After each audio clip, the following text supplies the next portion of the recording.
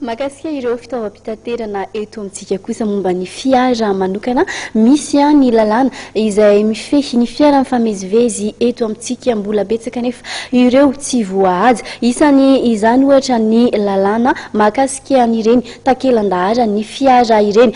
Tsy maintsy miloko mainty tokoa mantsy ny takelan-dahatra ny fiara ary miloko fotsy ny lahara ny fiara eo ambony raha ny voalaza ny lalàna. Manomboka amin'ny herinandro ambony izao ara dia miaentitra ny mpitandro ny filaminana eo amin'ny fanazazina ireo izay tsy manaja izay.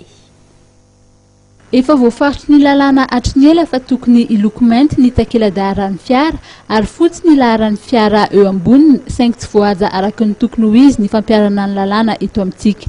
Izy ange tsy hafaliana fotsiny tehiteny hoe maintimainty dia misy fotsifotsy misoratra ambony. Zay no voalaza ny code de la route.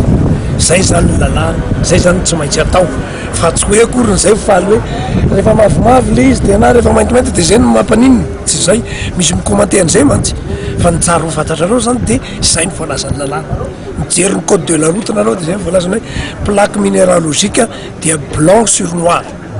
Fond noir de blanc soratra amboniny dia tsy maintsy zay na rano be sy ny maro satria zay voalazan'ny lalàna. Ny didim-pitondrana laharana 120 tsipika 120 nivoaka tamin'ny 3 aprily 170 sy 700 no mandrakitra ny mahakasika ny takela-daharan'ny fiara.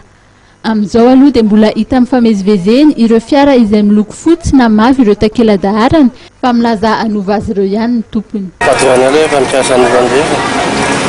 Any anange nataloha ny fotsy fa ny aoriana no mavo ny tokotany dia mainty ny soratra. Tsy fantatra hoe raha izay zany lalàna voatra dia voalaza moa fa natao indrindra mba hanamora ny fanaraha-maso ataon'ny mpitandro filaminana raha misy ny fanjikan-dalàna ny fampitoviana ny loko ny takela-daharan'ny fiara.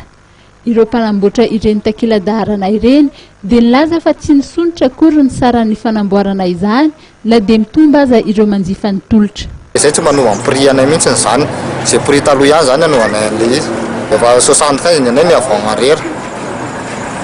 Dia izay foana ny fanaovanay efa ela hatramin'izay mihitsy izany dia efa ny anay tsy hovainay satria manimba ny likily azy zany.